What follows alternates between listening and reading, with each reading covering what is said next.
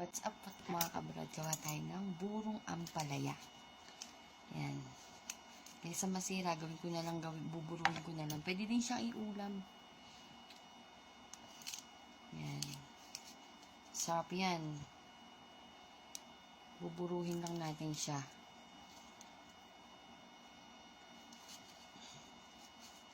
Siyempre, kaysa masayang, bumili siya ng marami.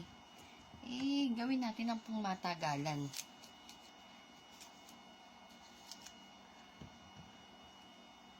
Hugasan lang natin yan. Walang piga-piga.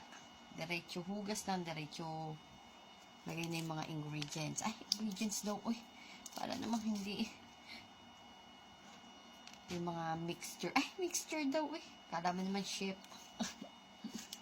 So, ayan. Alisin lang natin yung mga buto. Ayan. Sobrang dami nila.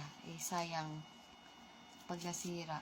So, naisip ko na lang buruhin ko ng matagalan para magtagal siya. Para pwede din namin ulam. Naisip ko magmunggo pero nasa taas pa kasi yung munggo. Aakit pa ako sa third floor. Nandito na ako sa baba. So, hindi ko na siya imumunggo. Gawin ko na lang siyang buro. Diba? Ang liliit nila. Maano pa? Magulang. Hindi pa na magulang. Baby. Baby ampalaya. Baby ampalaya pa siya. So, ayan. Nakat na. Hiwain lang natin siya ng hindi naman masyadong pero hindi rin masyadong malaki. Hindi rin masyadong maliit. Yung medium size lang ba? Like that. Diba? Lahat yan ihiwain natin.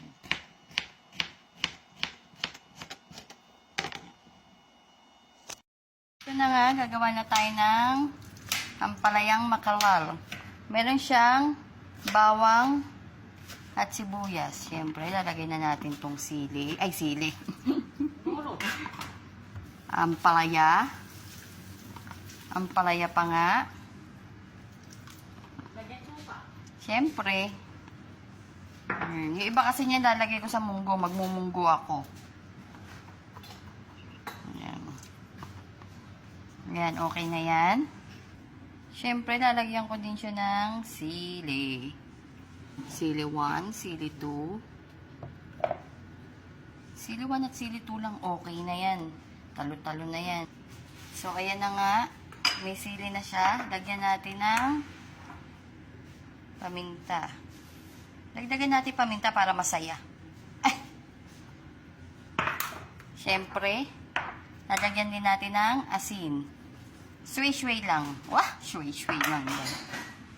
Pero, siyempre, kanya-kanyang lugar. Dito naman tayo sa kabilang side. Lalagyan natin ng 1 spoon of sugars.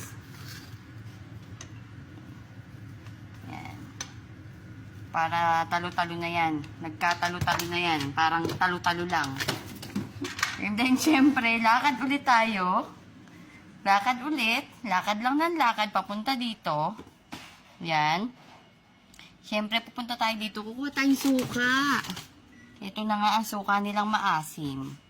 Kasi, ay, nakakahiya naman. Nakita nyo ba yung aming prutas at saka yung cake na naubos. Ay. So, yan. Suka. So, hindi naman siya, half-half ang nilalagay ko dito. Half ng suka at half ng water. Yan, ayan na, kita nyo. Yeah. At syempre, lakad-lakad ulit tayo papunta kay Rowena.